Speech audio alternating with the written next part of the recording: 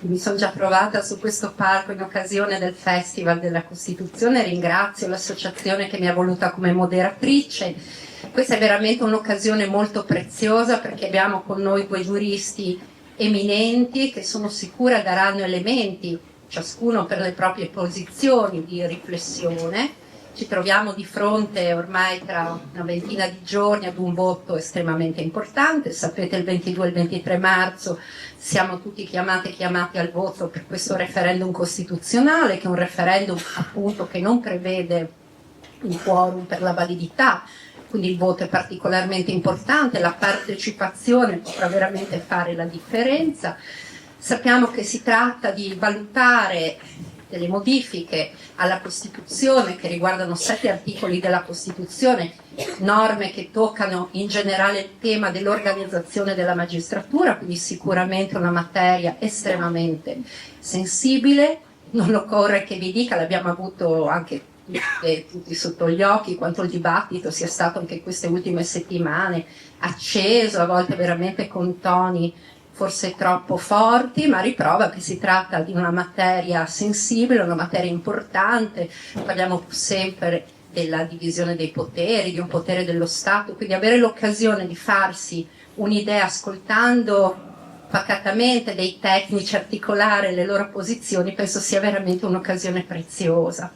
Introduco i nostri due ospiti, il professor Giulio Prosperetti, che parlerà per le ragioni del sì, professore emerito di diritto del lavoro all'Università Tor Vergata di Roma, è stato già membro della commissione di garanzia della legge per lo sciopero nei servizi pubblici essenziali, è stato vicepresidente della Corte Costituzionale, quindi un collega giurista con una lunghissima carriera anche nelle istituzioni.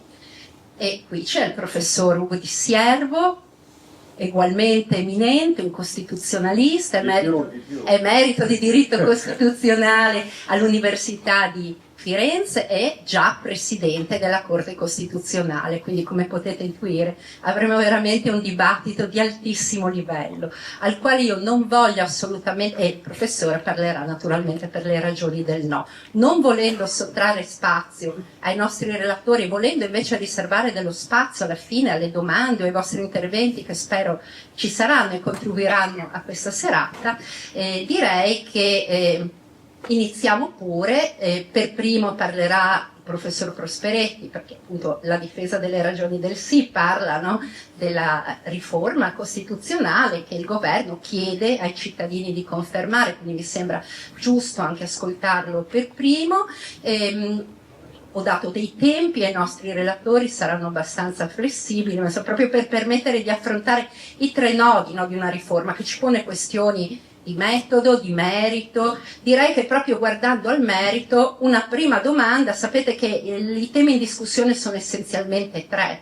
Il tema della separazione delle carriere, che passa però attraverso la divisione del CSM, il tema della tecnica del sorteggio usata per la composizione di questi 2 ipotizzati appunto CSM, e poi il tema dell'alta corte disciplinare. Sono materie anche questioni tecniche, quindi come prima domanda che porrò ad entrambi i nostri intervenienti, inizio col professor Prosperetti e gli chiedo appunto di partire da questa questione, la prima questione, cioè quella della separazione delle carriere che fa tanto discutere.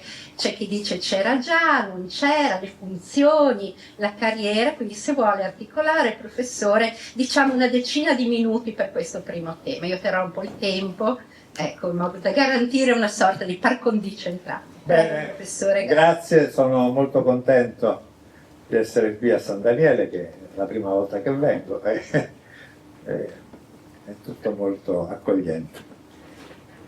Allora, sono 80 anni che aspettiamo la divisione delle carriere. Se ne è parlato molto nell'Assemblea Costituente. Ma perché allora non si è fatto nell'Assemblea Costituente? Non si è fatto nell'Assemblea Costituente perché, vigendo il codice fascista e il codice Rocco, che prevedeva un insieme nella stessa carriera, come è oggi ancora, magistrati giudicanti e magistrati dell'accusa, si è fatto un CSM un CSM unico. Però i Costituenti hanno anche previsto la settima disposizione transitoria della Costituzione e ha detto attenzione, l'ordinamento giudiziario attuale resta in vigore solo provvisoriamente perché poi dovrà essere cambiato. Questo sono passati quasi 80 anni e non è stato cambiato, anche se ci hanno provato a cambiare, ci ha provato Vassalli nell'88 e ha fatto una riforma importante, perché prima il pubblico ministero si poteva arrestare direttamente, oggi ci vuole il giudice perché tu possa essere arrestato. Dal punto di vista visivo la riforma ha fatto sì che il pubblico ministero dopo dall'89 non siede più in uno scanno alto vicino al giudice, ma siede in un tavolo all'americana vicino all'avvocato. Tra giudicare e accusare non c'è nessuna parentela, sono due mestieri diversi. Solo la Bulgaria in Europa ha ancora un sistema come il nostro, tutti gli altri paesi hanno la divisione delle carriere. Si dice che la divisione delle carriere in fondo già c'è perché con la legge Cartabia un magistrato può cambiare una sola volta e sono pochi, non sono pochissimi perché sono una quarantina l'anno che cambiano mestiere. Beh, io vi dico che ho conosciuto dei presidenti di Cassazione che hanno fatto il pubblico ministero e che sono rimasti con la mentalità del pubblico ministero. Io penso che un sistema costituzionale come il nostro, personalistico, che guarda più alla tutela della persona che non alla tutela dello Stato, debba abbracciare questa divisione delle carriere come un risultato di civiltà. Nel 1999 c'è stata la riforma dell'articolo 111 della Costituzione. No, non c'è stato il referendum perché questa norma è stata approvata all'unanimità e quindi non poteva darsi luogo al referendum. Il Parlamento all'unanimità ha detto che il processo si deve svolgere con un giudice terzo e imparziale e con due parti che sono allo stesso livello, avvocato e pubblico ministero. Questa norma, che poi avrebbe dovuto avere un seguito nella riforma dell'ordinamento giudiziario, non l'ha avuta per la opposizione della magistratura. La magistratura si oppone alla divisione delle carriere perché questo la indebolirebbe dal punto di vista del suo peso politico. Quindi se uno ritiene che sia giusto che la magistratura debba avere un peso politico nel paese, fa bene a votare no. Se invece uno ritiene che la magistratura debba avere un suo ambito di indipendenza assoluta e non fare politica, allora forse dovrà votare sì. In realtà questa divisione delle carriere ha fatto sì che la legge è stata molto attenta a non sacrificare la posizione del pubblico ministero, per cui c'è purtroppo una fake news, una propaganda inqualificabile che dice che il pubblico ministero in questo sistema sarebbe messo sotto l'egida del potere politico. Niente di più falso. È stato costituito un CSM ad hoc per i pubblici ministeri. Il pubblico ministero non era in Costituzione, non aveva una garanzia costituzionale. È soltanto l'ordinamento giudiziario che è una legge ordinaria, non è una legge costituzionale, che prevedeva che anche i pubblici ministeri fossero magistrati. Lo dico per paradosso, probabilmente politicamente sarebbe stato impossibile farlo, ma teoricamente uno avrebbe potuto fare una legge normale, non una norma costituzionale, una legge normale dicendo i pubblici ministeri non sono magistrati. Hanno garanzie di indipendenza perché la Costituzione gli garantisce l'indipendenza al pubblico ministero, ma la Costituzione non dice che i pubblici ministeri sono magistrati. Oggi i pubblici ministeri diventano magistrati e hanno un Consiglio Superiore della Magistratura composto da pubblici ministeri per 2/3 e per 1/3 da membri eletti sorteggiati tra una lista fatta dal Parlamento e quindi si dice ma adesso il pubblico ministero diventa un super poliziotto. Vabbè, che c'è di male se il pubblico ministero diventa un super poliziotto? Quello deve fare. Perde la cultura della giurisdizione, il pubblico ministero dovrebbe anche trovare prove a favore dell'imputato. Non è mai successo. Non è mai successo. Ci sono stati addirittura casi nella cronaca, e forse ne avete coscienza, di pubblici ministeri che addirittura hanno nascosto le prove a favore degli imputati. Quindi va benissimo che il pubblico ministero sia un super poliziotto. Il problema qual è? È che ci deve essere un giudice terzo, imparziale, un giudice sovraordinato. Non può essere il compagno di banco del pubblico ministero. Il giudice e il pubblico ministero si danno del tu, con l'avvocato si danno del lei. Dov'è questa parità di ruolo? Io auspico che anche l'avvocato sia messo in Costituzione. Adesso ci hanno messo il pubblico ministero, metteteci anche l'avvocato, anche la garanzia della difesa, mettetela in Costituzione. Ecco quindi che quando si dice è stata toccata la Costituzione, no, è stata applicata, perché l'articolo 111 della Costituzione questo prevedeva, ma è rimasta un po' una lettera morta, perché se non si cambia l'ordinamento giudiziario questa parità non ci sarà. Ora, prego. Un minuto, concludere il ragionamento. Questo qui. No, ma io posso anche finire così. Perché da un po' i tempi. Ecco, allora, nella sostanza, allora c'è perché questo governo ha fatto questa riforma. Francamente io avrei sperato che la facesse a suo tempo il Partito Democratico, perché nel 2017 la divisione delle carriere era nel programma del Partito Democratico e io speravo che la facesse il Partito Democratico. Io rappresento un comitato di popolari, diciamo ex democristiani, di popolari per il sì, e siccome all'epoca nel nostro programma c'era la divisione delle carriere, oggi sono qui a difenderla. L'attuale Consiglio Superiore della Magistratura, ecco, se mi permette, professore, ne parliamo dopo. Sì, questa prima domanda era proprio sull'inquadramento, grazie. E mi scusi, allora professor Di Servo, anche lei dovrebbe già avere il microfono. Professor Di Servo, la stessa domanda, no? Allora, è stata fatta. Quindi sulla separazione delle carriere, ovviamente le ragioni del no. Ma io Con i 10 minuti.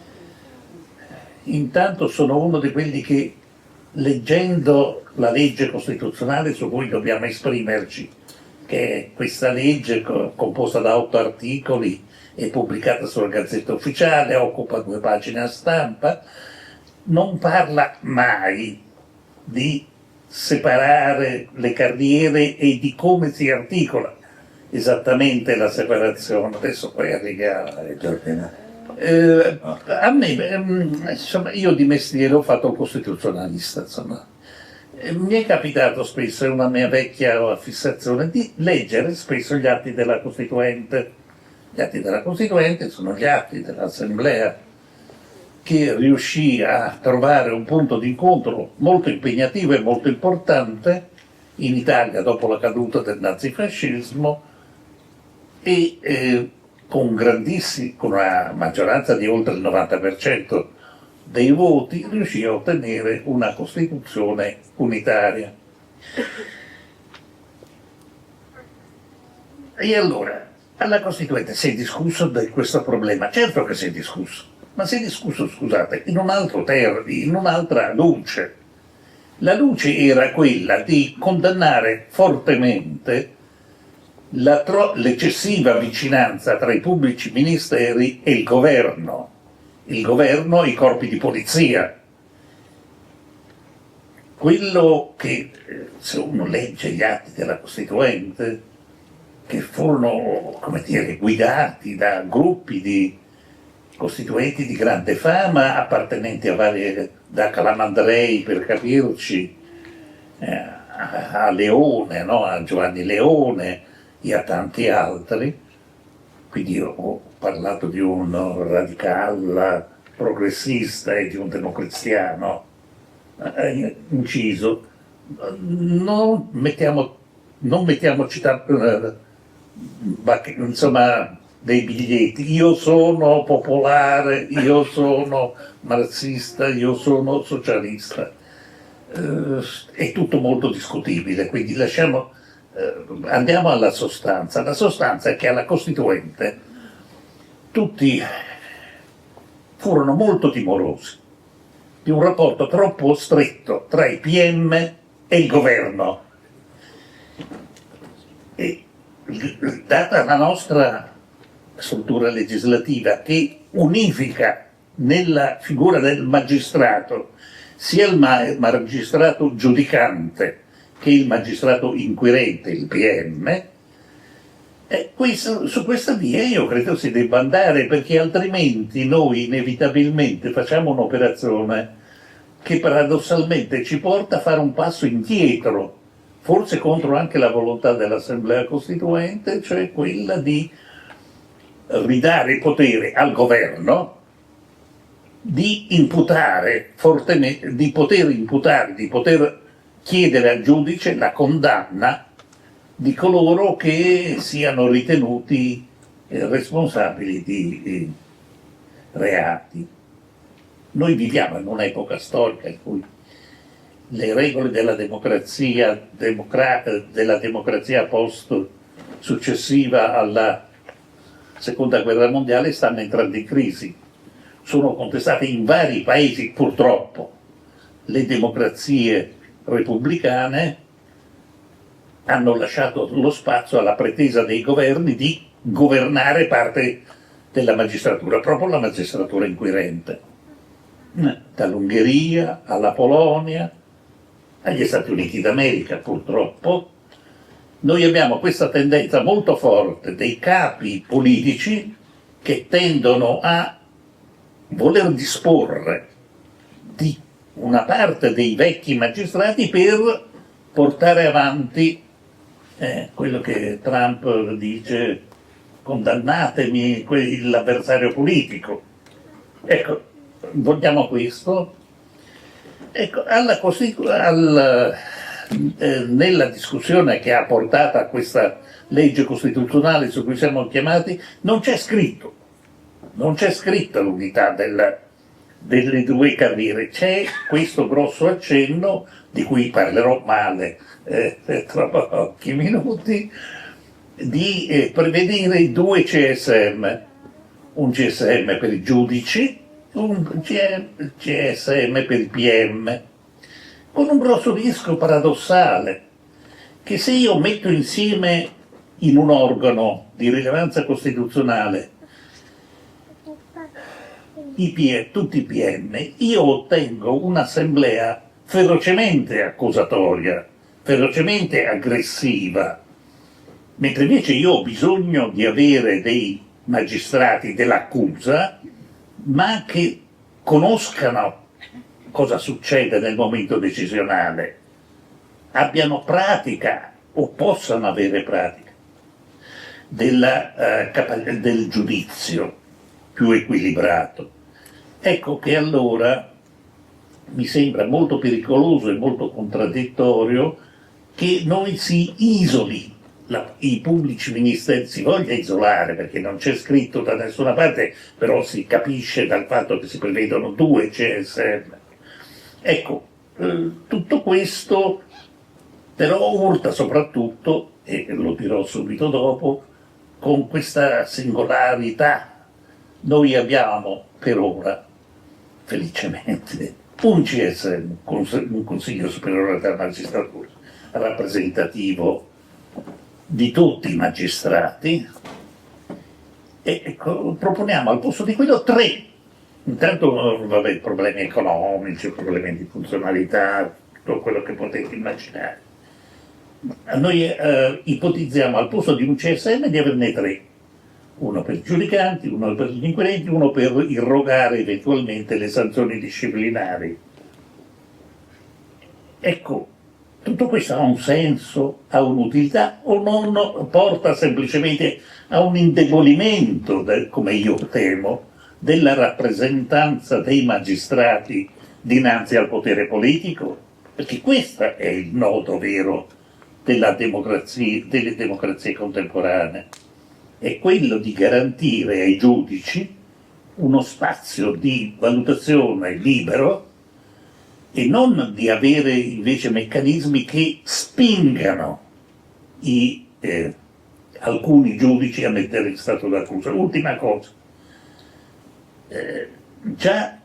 semmai una riforma nel senso auspicato, che è stato auspicato di rendere impermeabile il passaggio da una parte all'altra, era ed è nella legge Cartabia. 2 anni fa questa legge ha reso difficilissimo il passaggio. Il passaggio è possibile una volta nella carriera,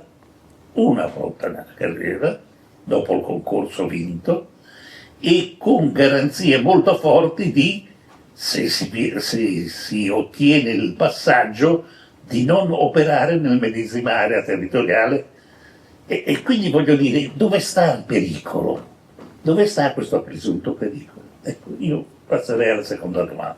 Grazie professore. Allora, appunto, secondo giro di domande, proprio l'ha introdotto anche il professor De Siervo, il tema dei 2 CSM e dei meccanismi anche di selezione. Quindi la domanda a entrambi, c'era proprio bisogno di questa duplicazione, di questo che è un organo comunque che ha un rilievo costituzionale, e soprattutto il tema, no, cruciale, che è quello del meccanismo poi di selezione dei componenti.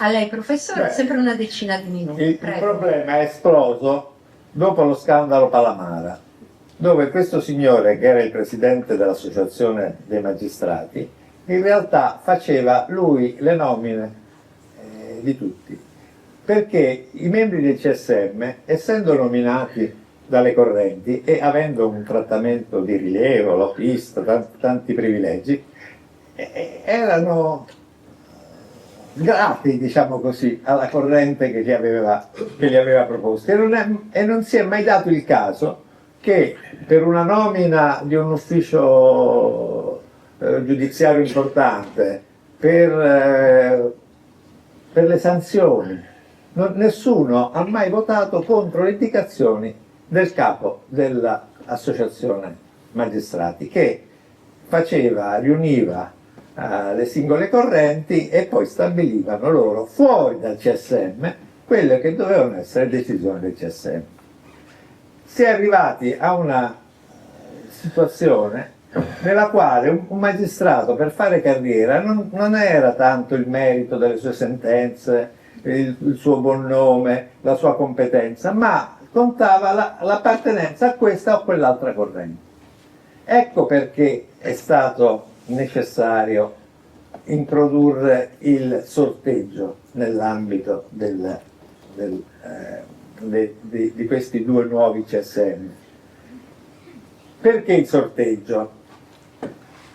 Perché è vero che anche questi magistrati faranno sempre parte di una corrente,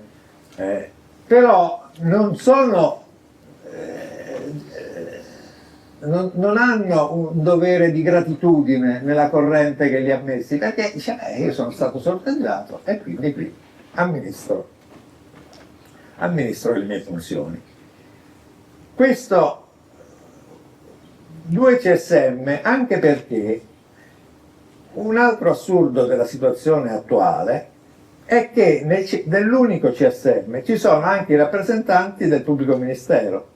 Quindi un giudice che deve essere terzo, imparziale, eccetera, aveva la propria carriera subordinata a quello che pensavano di lui i pubblici ministeri, che rappresentavano il CSM, che deve decidere sulla sua carriera, sulla sua promozione. Quindi questa legge fa una razionalizzazione che non si poteva non fare, ma soprattutto il CSM non deve essere il parlamentino dei magistrati. L'indipendenza della magistratura è garantita dalla Costituzione nei confronti del singolo giudice. Ogni giudice è un potere dello Stato, ogni giudice può condannare ministri e chi si voglia. Quindi non è che il CSM è il rappresentante dei magistrati, il CSM è l'organismo che deve valutare la loro carriera, deve vedere chi è il magistrato più adatto a un certo posto, eccetera. Dell'Alta Corte parliamo dopo. Allora, quando si dice che i pubblici ministeri vengono sottoposti al potere politico, niente di più falso, perché i magistrati oggi con questa riforma hanno un loro CSM, sono giudicati per la loro carriera soltanto dai loro colleghi, ma si dice sì, però questi sono estratti a sorte, e vabbè, meglio che sono stati a sorte. Fra l'altro circola su internet un'intervista di Gratteri che oggi è per il no e che diceva sì, l'unica soluzione per superare il correntismo è l'estrazione a sorte dei membri.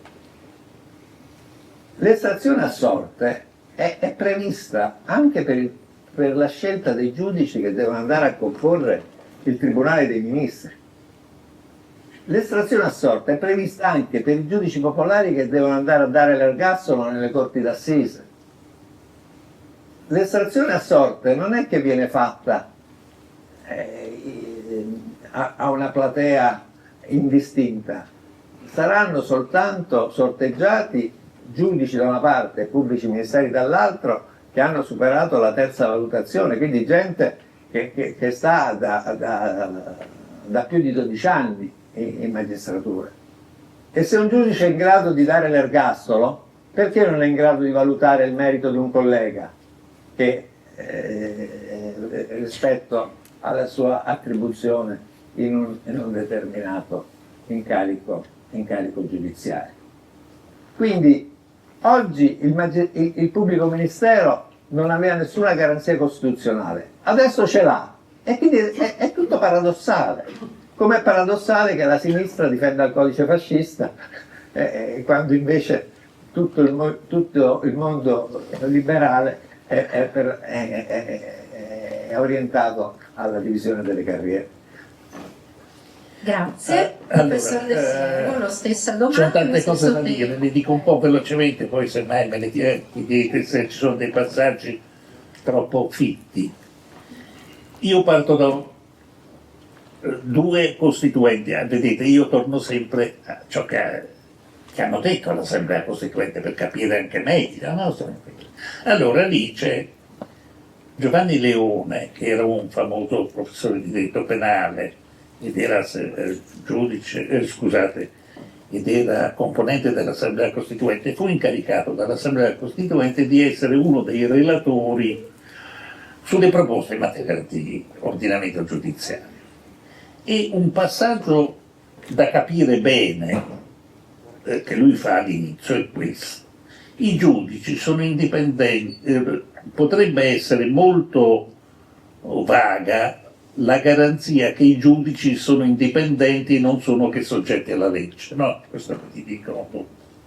In realtà, diceva Giovanni Leone, deve essere, perché questo sia conseguito, ci vuole una organizzazione del potere giudiziario che ne garantisca l'indipendenza dagli altri poteri e dello stesso fluttuare degli eventi politici.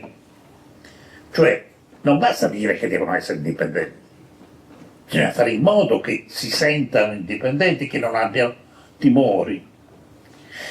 Non avere timori porta a un altro costituente di cui nessuno parla, e a me dispiace che nessuno parli di Oscar Luigi Scalfaro, che è stato Presidente della Repubblica anche, importante, e che allora, pensate, era un componente dell'Assemblea Costituente giovanissimo, 28 anni, no, quindi era un giovanissimo magistrato che ottenne cosa? Testardamente intervenendo tante volte all'Assemblea Costituente, ottenne che il CSM fosse composto per 2/3 dai rappresentanti dei magistrati, badate alle parole, dai rappresentanti, non dai sorteggiati tra i magistrati, ma i rappresentanti. Dice per la verità dai nominati. No, rappresentanti. Ora, questo risponde, sviluppa un principio che c'era già nella legislazione, in termini molto più ridotti, nella legislazione prima dell'Assemblea Costituente. Il decreto luogotenenziale 511 del 46, ministro Guardasigilli Togliatti, quindi siamo nel governo De Gasperi con ministro Togliatti, quindi due personaggi di una certa importanza, come dire. Ebbene, loro infilarono in questo organo che si chiamava Consiglio Superiore della Magistratura, che era il vecchio organo che si chiamava così, degli eletti dei giudici. Cioè è già da prima dell'Assemblea Costituente che c'è questa scelta netta. I giudici che entrano a far parte del CSM devono essere rappresentanti, eletti dai giudici stessi. Perché?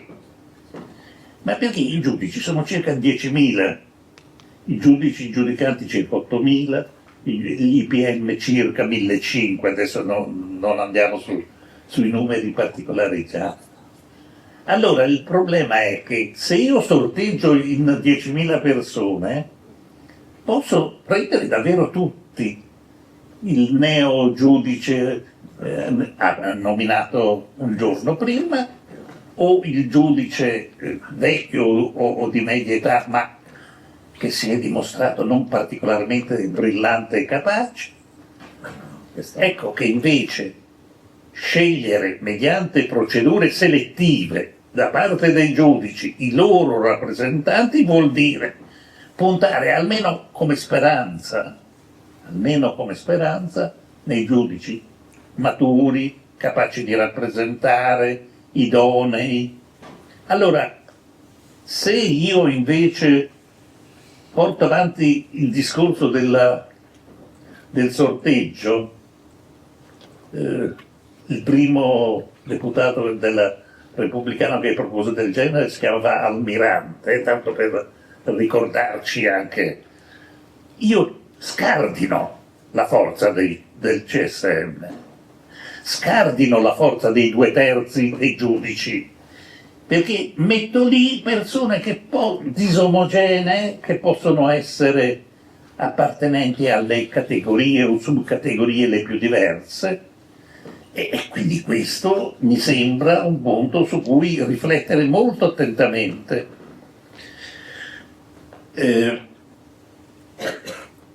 Quindi ciò su cui bisogna insistere molto è, poi scusate, è stato fatto il nome di Palamara, io non voglio evitare, ci sono poi le degenerazioni, è evidente che ci sono le degenerazioni negli organi, perché non ci sono degenerazioni, che so, nel Parlamento, nei partiti politici, nei comuni, nei consigli regionali. Cosa ipotizziamo in alternativa a questo? Il sorteggio dei parlamentari, dei consiglieri regionali, dei consiglieri comunali? Cioè, non ha senso comune. Facciamo meglio le leggi, chiediamo più controllo democratico sugli eletti. Questo è da scegliere, non da scegliere la via di risolvere i problemi mediante la sorte. Peraltro chiedo entrambi a conferma, mi risulta che Palamara sia stato radiato dalla magistratura. Sì. Una cosa, riparto e poi lo riporto proprio. Una domanda però con una risposta molto più breve e molto più secca, no? Perché avete entrambi articolato molto bene le vostre diverse posizioni. Un tema che è rimasto per entrambi, forse un po' sullo sfondo, è proprio la diversità del meccanismo di sorteggio, che preoccupano alcuni. Cioè si dice i giudici hanno un sorteggio secco, la parte politica con un terzo, il sorteggio verrà in una lista che il Parlamento andrà a definire, ma non sappiamo bene con quali criteri. Allora chiedo proprio ad entrambi, parto questa volta il professor Di Siervo e poi passo al professor Prosperetti. Quindi, questa diversità tra togati e laici, di un meccanismo di sorteggio però questa è una delle tante contraddizioni che c'è, perché dunque nel CSM rimarrebbero 2/3 magistrati, 1/3 rappresentanti del Parlamento. Poi però si dice, e si sorteggiano tutti, però mentre tra gli 8.000 o 10.000, a seconda di dove vado a sorteggiare, è sorteggio puro, può capitare Pinco Pallino e Pinco Pallina, cioè è assolutamente originato dalla mano che va a pigliare la busta con il nome, e invece per i parlamentari si dice che devono essere sorteggiati nell'elenco che il Parlamento farà tra professori universitari e avvocati con notevole anzianità di esercizio. Il che vuol dire che i rappresentanti del Parlamento saranno sempre corazzati, scusate, saranno intanto scelti tra 30 persone, ne sceglieranno 10, quindi come dire, anche la sorte è un po' aiutata, ma soprattutto saranno tutti di eccelsa qualità, di grande qualità professionale, mentre invece gli 8.000 o 10.000 magistrati saranno tutti, saranno il giovane neofita o sarà il vecchio un po' arteriosclerotico, insomma, cioè, voglio dire, faccio i due esempi così casualmente, uno da una parte e uno dall'altra, ma metteteci tutte le variazioni in te. Grazie professore. Professor Prosperetti, sempre su questo punto l'ho appena detto, l'ha dichiarato chiaramente Nordio, che i magistrati da sorteggiare saranno quelli che hanno superato la terza valutazione, e quindi gente che sta da più di 12 anni in magistratura. Quindi io non vedo perché... Non c'è scritto. Il problema è quello non c'è scritto neanche adesso in Costituzione di come vengono nominati. Ma perdonatemi, difatti il problema, anche quello che avevo posto io, non è questo, del sorteggio dei magistrati, il problema è la differenza, mi pare, no? Quello su cui si interroga anche l'opinione, delle modalità di sorteggio tra i rappresentanti del Parlamento e quello dei magistrati, cioè questa lista fantomatica di cui non mi sembra che noi sappiamo, ad esempio, la composizione. Su questo chiedo. Ma non dobbiamo fare il processo alle intenzioni, questo saranno le leggi attuative. Così nell'attuale Costituzione non è che c'è scritto con quali percentuali vengono nominati i membri laici non c'è scritto nell'attuale Costituzione, perché ci doveva essere una riforma? Non c'è scritto, e poi la legge attuativa oggi prevede che siano votati con una maggioranza qualificata di 2/3, in maniera da dare spazio anche all'opposizione. E il ministro ha detto che lo stesso criterio ci sarà per il sorteggio dei laici, cioè dei parlamentari, dei professori avvocati che sono in questa lista. Del resto questo è già previsto proprio dalla Costituzione, L'articolo 135 della Costituzione lo prevede per i giudici che dovranno andare a giudicare il Presidente della Repubblica in caso di attentato alla Costituzione e altro tradimento. È già previsto dalla Costituzione, l'articolo 135 dice esattamente che ci deve essere una lista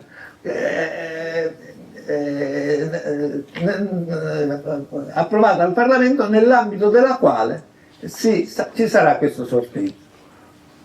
Sì, ma non si dice che gli altri giudici contemporaneamente sono sorteggiati tra tutti i cittadini italiani, scusate. Come? Adesso, se il professore intende adesso, le modalità attuali, sì, no? È che il Parlamento sceglie e i magistrati attualmente eleggono, no? E c'è la scelta. Quindi due sorteggi così diversi. Perché sono diversi? Non è che il Parlamento li poteva sorteggiare, come dice giustamente il professor Di Servo, fra tutti i cittadini italiani, li sorteggia tra professori ordinari e tra avvocati che hanno 15 anni di esercizio. Questa lista sarà fatta secondo un criterio ovviamente trasparente e democratico e ci saranno poi in questa lista saranno concordate con le opposizioni, perché ci sarà una maggioranza qualificata, quindi non è che il governo mette soltanto gli amici suoi nella lista. Quindi si dicono delle cose che dice potrebbe essere quello, se ci saranno delle leggi,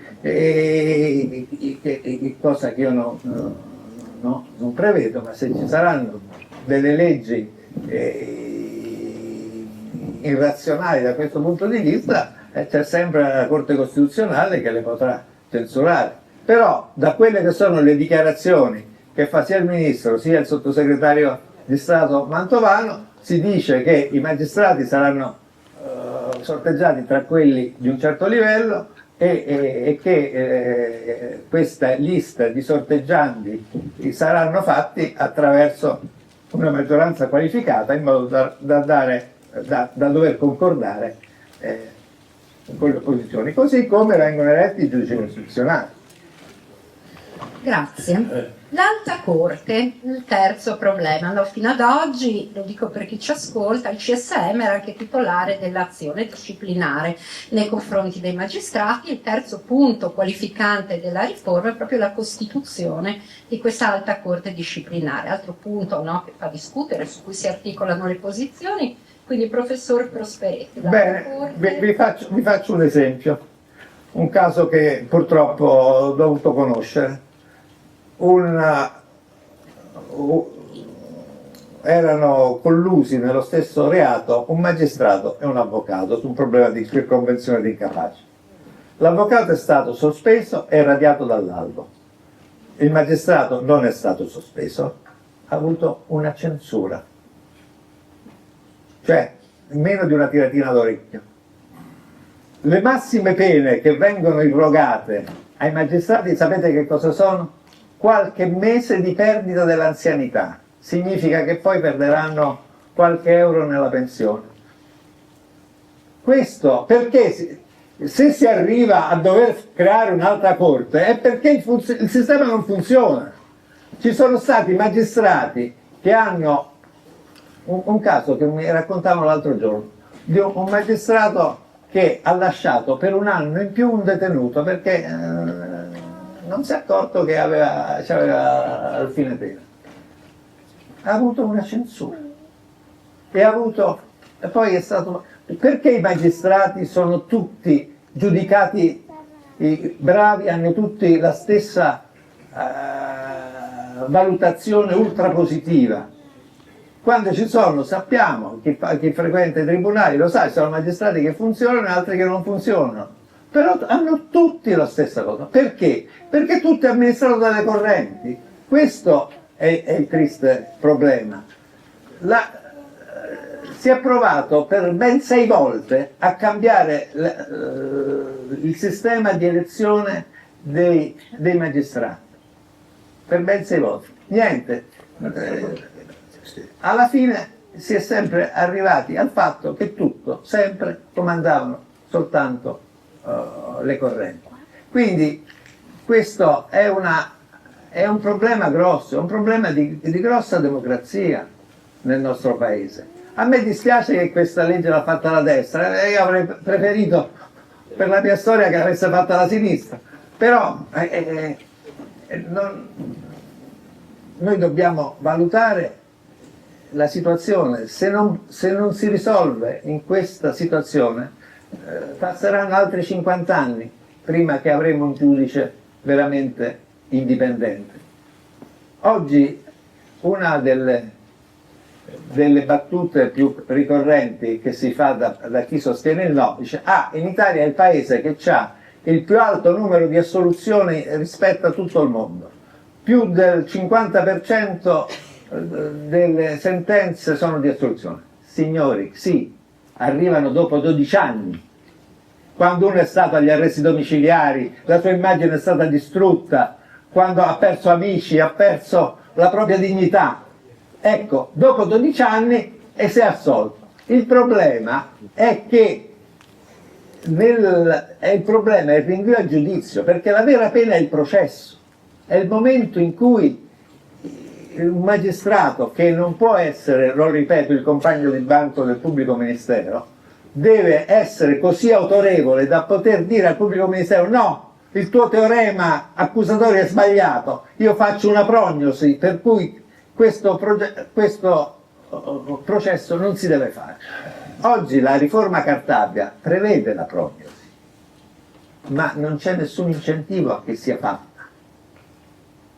Quindi soltanto un distacco radicale, con concorsi diversi, con formazioni diverse tra pubblico ministero e giudice, ci potrà dare la garanzia di un giudice veramente terzo e indipendente. Grazie professore. Professore, se magari sull'alta corte. Non voglio annoiare, più o meno credo tante cose si possono capire. Quello che sinceramente è incomprensibile è qui c'è una riforma che modifica un organo costituzionale. Al posto di uno se mette 3, si cambia la composizione. Ecco, tutto questo è qui scritto. Qui non c'è scritto nulla sulla riforma del processo penale o civile. Qui non c'è scritto. Cioè ci si dice: se fate passare questo, passa tutta la riforma. I processi saranno belli, saranno efficaci, le pene saranno adeguate, magari il sistema carcerario sarà diverso. Non c'è scritto. La maggioranza che ha portato in modo piuttosto arrogante questo testo, senza farlo modificare neanche in una parola, perché questa è la caratteristica che ha molto urtato anche il sistema parlamentare italiano. Il testo che è stato pubblicato adesso, approvato da Camera e Senato, è il medesimo testo che il governo della Repubblica ha proposto, senza accettare neanche di confrontare le sue parole con le parole dei suoi parlamentari e con i parlamentari delle opposizioni, perché in genere la riforma costituzionale si dice la si fa a una maggioranza più vasta del Parlamento. Invece qui noi abbiamo che questa riforma è proposta e adottata dal governo, che è una cosa tutta diversa ed è abbastanza preoccupante. Per questo poi l'altra cosa sinceramente incomprensibile, si parla delle correnti, mentre le correnti sono la regola nelle assemblee dei sindacati, nelle assemblee dei rappresentanti delle categorie economiche, mentre sono la regola nel funzionamento dei partiti politici, sono la regola nel funzionamento delle assemblee elettive di secondo grado. Ecco, io ripeto, allora in questo modo noi dovremmo sostenere che tutto questo va cancellato e sostituito da tanti sorteggi. Sorteggiamo tutto, sorteggiamo il dirigente della CGIL, della CISL, sorteggiamo ogni soggetto, ma soprattutto il punto che poi veramente è grave, noi togliamo di mezzo un meccanismo di garanzia dell'esercizio dell'indipendenza della magistratura. Perché noi, vedete, si dice, no, che il sistema costituzionale è un sistema di pesi e contrappesi, no? Come quelle farfalline che si mettono sopra le culle dei bambini, alcune sono più grandi, altre più piccole, altre sono più alte, altre sono più basse. Ecco, se io appesantisco una farfallina, che succede? Salta tutto. Se io taglio una farfallina, che succede? Crolla il sistema. Ecco, in un sistema di pesi e di contrappesi, se io tolgo potere e forza ai magistrati, ai rappresentanti elettivi dei magistrati, a favore di chi viene sorteggiato, io do tanto potere al ministro della giustizia e al ministro dell'interno. E questo è il punto veramente grave, cioè il non rendersi conto che toccare in questo modo pesante il CSM, distruggendolo, sostituendolo da 3 organi diversi, rischia di alterare profondissimamente quello che appunto Leone diceva, e bisogna garantire l'equilibrio anche nel mutamento delle stagioni politiche. Grazie professore. Adesso vorrei fare io veramente una domanda veloce, avendo studiato tutte le questioni. Continuo sull'Alta Corte, ma vi chiedo proprio 2 minuti, perché è un tema che viene fuori, magari un po' più tecnico, ma è giusto che tutti si possano fare le idee anche su questo. L'Alta Corte ci pone altre 2 questioni. Un organo creato ex novo, che è stato articolato per esercitare il potere disciplinare. La prima questione che pone, e la chiedo ad entrambi i nostri relatori, è se questa previsione non confligga con le previsioni costituzionali che vietano di istituire giudici speciali.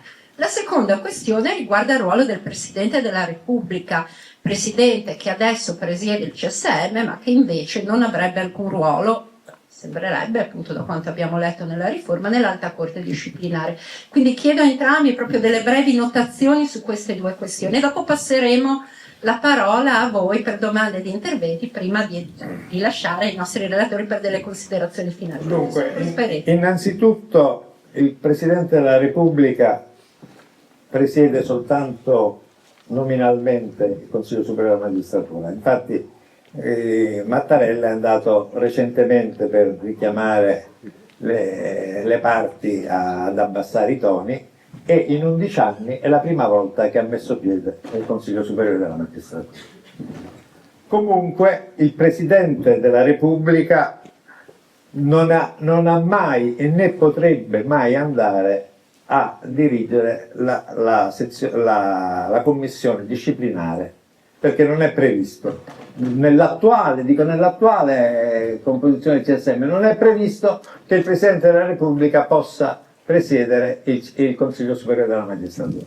Quindi anche questa è una delle tante balle che si vanno raccontando. Ah, perché non lo presiede? Vi pare possibile che il Presidente della Repubblica possa andare a presiedere questa corte disciplinare, a preoccuparsi della disciplina dei magistrati, il Presidente della Repubblica? Cioè, sono cose che veramente non hanno senso. Io francamente mi vergogno per chi le dice, perché sono battute al di fuori di ogni verosimiglianza. Quindi la natura dell'Alta Corte. Oggi c'è il CSM che fa la disciplina, domani la farà l'Alta Corte. Così come in tutti i consigli dell'ordine delle varie professioni, avvocati, commercialisti, veterinari, chimici e quant'altro, la sezione disciplinare si è staccata da quella dal Consiglio, perché c'è un fenomeno che si vuole evitare, che un giudice sia, diciamo così, compromesso dal rapporto con i propri elettori. Io ho fatto parte del Consiglio dell'Ordine degli Avvocati di Roma ed era una cosa vergognosa il rapporto che c'era tra i membri del Consiglio e i propri elettori. Se erano propri elettori venivano trattati in maniera assolutamente particolare, per cui si è creata una commissione di disciplina apposita. Quindi la stessa cosa viene fatta per i magistrati, dove c'è anche una componente, anche qui come nel CSM, c'è anche nell'Alta Corte una componente sorteggiata tra professori e avvocati, perché la magistratura non può essere messa a ruolo di una qualsiasi commissione elettorale, commissione disciplinare. Stiamo parlando di magistrati che sono in grado di fare tanto bene ma anche tanto male. Purtroppo c'è anche una notevole corruzione in alcuni settori della magistratura. Io ho fatto l'avvocato, prima di andare alla Corte Costituzionale, ho fatto l'avvocato per 45 anni e non vi voglio raccontare episodi, ma il problema di un Consiglio Superiore della magistratura che attualmente per cose gravissime si limita a togliere 3-4 anni di perdita dell'anzianità, queste sono le sanzioni, è una cosa veramente indecente. C'è proprio un'emergenza democratica da questo punto di vista, e quindi l'Alta Corte è una necessità. Si dice che l'Alta Corte poi non avrebbe il giudizio in Cassazione, no? Perché l'Alta Corte prevede l'appello alla stessa Alta Corte in diversa composizione. Ma anche il Consiglio di Stato non può andare in Cassazione. Si può andare in Cassazione soltanto per difetto di giurisdizione. Se l'Alta Corte dovesse decidere qualche cosa che non le compete, si andrà in Cassazione, perché non è escluso il giudizio di difetto di giurisdizione, che si fa anche per la Corte dei Conti, si fa anche per il Consiglio di Stato e si farà anche per l'Alta Corte. Non vedo niente di particolare. Grazie, allora, professor Dessert. Dunque, velocemente, l'Alta Corte ha due difetti di base molto grossi, perché dunque si dice mettiamo da una parte i giudici, dall'altra i PM, poi però le sanzioni disciplinari le fa un organo per gli uni e per gli altri. Sono persone, anche alla Corte Costituzionale ci sono chi viene alla magistratura. Ognuno ha avuto il suo spazio. Quindi quello che non era un rapporto possibile tra queste due categorie, che chissà perché dovevano guardarsi come cane e gatti, improvvisamente diventa addirittura necessitato per le sanzioni disciplinari, cioè per uno dei passaggi più delicati. Per di più poi le sanzioni disciplinari derivano anche da quello che ti ha detto il CSM, che tu non hai applicato. Allora è curioso, no? Io, giudice giudicante, ho avuto una direttiva da parte del mio CSM, faccio il contrario, allora mi mandano all'Alta Corte, ma l'Alta Corte non è più composta soltanto dai giudici giudicanti ma anche dai PM. Sinceramente è un pasticcio, è un pasticcio, secondo la natura, no? Soprattutto poi quello che giustamente è stato chiesto. Qui c'è scritto nel 7° comma dell'articolo 4 della legge che è sottoposta al referendum, contro le sentenze emesse dall'Alta Corte in prima istanza e ammesse impugnazione soltanto dinanzi alla stessa Alta Corte. Soltanto vuol dire che solo lì posso andare, non posso andare in Cassazione.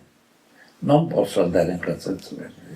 E questo è una cosa curiosa, perché per tutte le cose si può andare in Cassazione e invece per le sanzioni disciplinari ai magistrati quello che ti hanno dato te lo tieni, insomma, diciamolo bruscamente.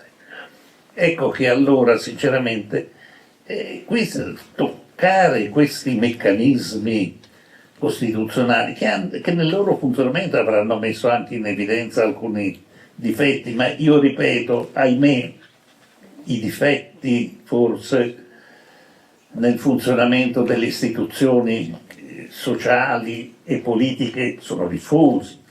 Stiamo attenti a non colpevolizzare in particolare i magistrati e allora si potrebbe dire che negli ultimi decenni la nostra magistratura ha, con tutti i suoi difetti e con tutti i suoi limiti, toccato il potere politico e che questa legge costituzionale rischia di apparire o è una vendetta, una reazione, il togliere poteri, il tagliare le unghie, insomma questo che poi comunemente si sente dire. Ecco che allora io credo che sia molto opportuno ciò che vengono ripetendo amici vari che dicono di votare negativamente su questo referendum, perché si introduce un meccanismo di rottura degli equilibri, del famoso pesi e contrappesi, e si rischia di avere quindi un sistema che per qualche reazione di qualche categoria di avvocati poi porta a delle conseguenze gravissime nel funzionamento di tutte le nostre istituzioni. Grazie, ringrazio entrambi perché veramente credo abbiamo avuto un dibattito pacato, molto chiaro nella diversità di posizioni, quindi penso utile.